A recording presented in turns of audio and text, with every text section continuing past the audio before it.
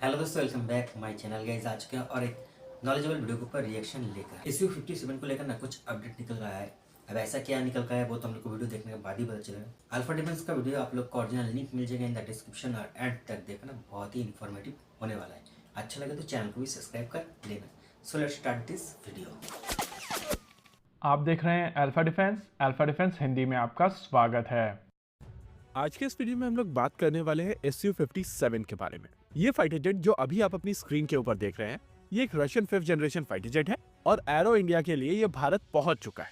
इस वीडियो के दौरान हम लोग इसी फाइटर जेट के बारे में बात करेंगे, साथ ही समझने की कोशिश करेंगे कि कैसे ये फाइटर जेट भारतीय वायुसेना की रिक्वायरमेंट्स को पूर्ण कर सकता है। साथ ही साथ इसके साथ में जो चैलेंजेस हैं उनको भी हम लोग समझने की कोशिश करेंगे।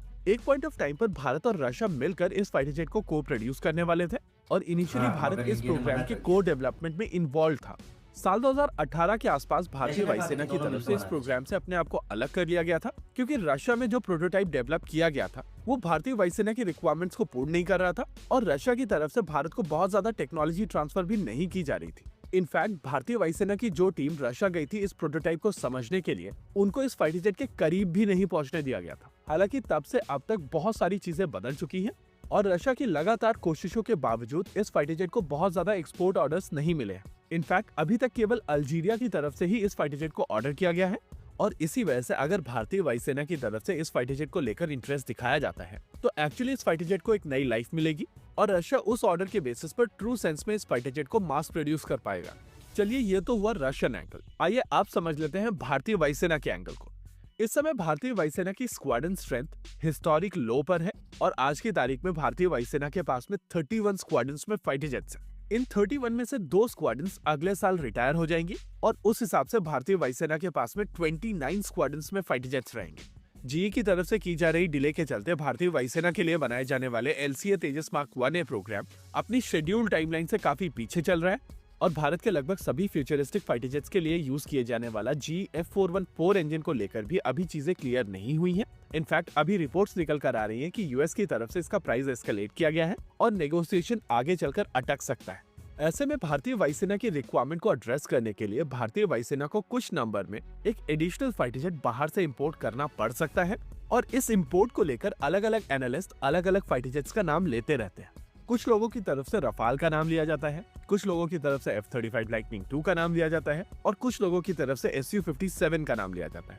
रफाल को लेकर हम लोगों को एक चीज समझनी पड़ेगी कि ये एक 4.5 जनरेशन का फाइटर एयरक्राफ्ट है और इस एयरक्राफ्ट में जाने वाला M88 इंजन इस समय फ्रांस में ही बनाया जाता है। फ्रांस की तरफ से कोशिश की जा रही है कि इस पॉइंट ऑफ टाइम पर हर महीने 3 रफाल फाइटर जेट्स बनाए जाए, यानी कि उनकी requirement 6 M88 engine per month की है।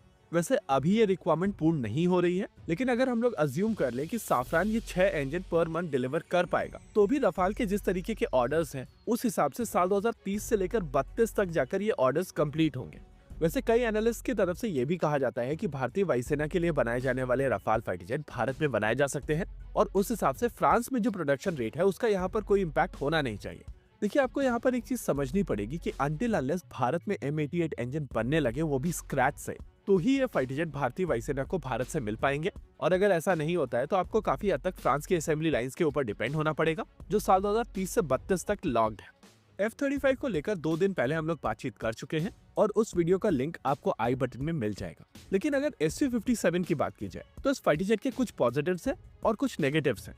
अगर पॉजिटिव्स की बात की जाए तो ये फाइटर जेट एक रशियन ओरिजिन का फाइटर जेट है और भारत के पास में बहुत सारे इक्विपमेंट्स ऐसे हैं जो रशियन और सोवियत ओरिजिन के हैं। ऐसे में चीजों को इंटीग्रेट करना काफी आसान हो जाता है। साथ ही साथ Su-30 MKI के साथ में भारत में एक ऑलरेडी इंफ्रास्ट्रक्चर मौजूद है जो सुखोई सीरीज के फाइटर जेट्स को एड्रेस कर सकता है और उस हिसाब से अगर भारत में फाइटर जेट असेंबल किया जाता है तो Su-30 MKI की लाइंस को ही थोड़ा सा मॉडिफाई करके आप इस फाइटर जेट को रोल आउट कर सकते हैं।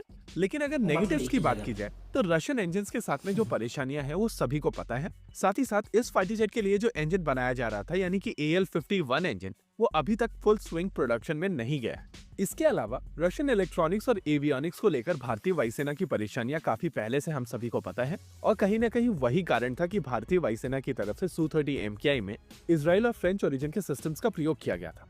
ऐसे में इस समय भारतीय वायुसेना के पास में जितने भी ऑप्शंस अवेलेबल हैं उन सभी के कुछ पॉजिटिव्स हैं और कुछ नेगेटिव्स हैं। प्रैक्टिकली भारतीय वायुसेना को यहाँ पर वो ट्रेड ऑफ अचीव करना पड़ेगा जो उनकी ज्यादातर रिक्वायरमेंट्स को पूर्ण कर सके, और कुछ चीजें मिस भी हो जाती हैं तो वो इतनी सिग्निफिकेंट ना हो। तो दोस्तों वीडियो तो यहाँ पे खत्म। वीडियो बहुत ही इन्फॉर्मेटिव था गाइस, बहुत कुछ जानने को मिला।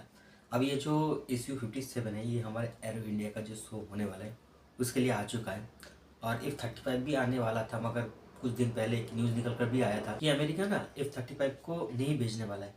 अब मुझे यहाँ तक लगता है वो वैसे भी भेजेगा या फिर नहीं, वो उसको पर डिपेंड करता है। अब SU-57 तो आ चुका है, अब मुझे यहाँ तक लगता है कि USA नहीं भेजने वाला। अब नहीं भेजने का कारण पता मुझे क्या लग रहा है, ईगो हर्ट। अमेरिका ये नहीं चाहता कि एक ही प्लेटफॉर्म में SU-57 और F-35 रहे, इसलिए शायद अमेरिका नहीं भेजने वाला है और भेजेगा भी नहीं। बहुत दिन पहले उसने बोल भी दिया है, तो उसको छोड़ते हैं, वो उसका मैटर है, वो आएगा या फिर नहीं आएगा, उससे तो हमें कोई भी फर्क पड़ता नहीं है दोस्तों। और फर्क क्यों ही पड़ेगा आप लोग ही बताइए। अमेरिका के साथ जो हमारा इंजन का डील हुआ है, आज तक उसने एक इंजन नहीं दिया हमें। और मुझे ये नहीं समझ में आ रहा है कि अभी तक हमारा जो सरकार है इस डील को क्यों नहीं रद्द किया। मैं आप लोगों को एक बार बता देता हूँ, देखना ये जो डील है ना इंजन का, ये और भी लंबा खींचने वाला है। और रहा SU-57 गाइस, बहुत ही बढ़िया, बहुत ही ज़बरदस्त स्टेल्थ 5th जनरेशन का फाइटर जेट है, मगर दोस्तों इंडिया इसको खरीदने वाला नहीं है।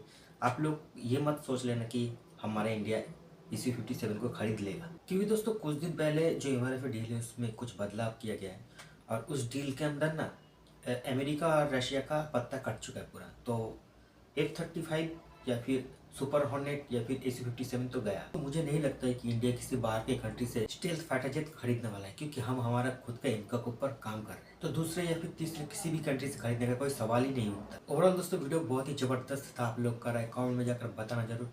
वीडियो अच्छी लगे तो लाइक और शेयर कर देना। मिलते हैं नेक्स्ट वीडियो में, तब तक के लिए जय हिंद, जय भारत।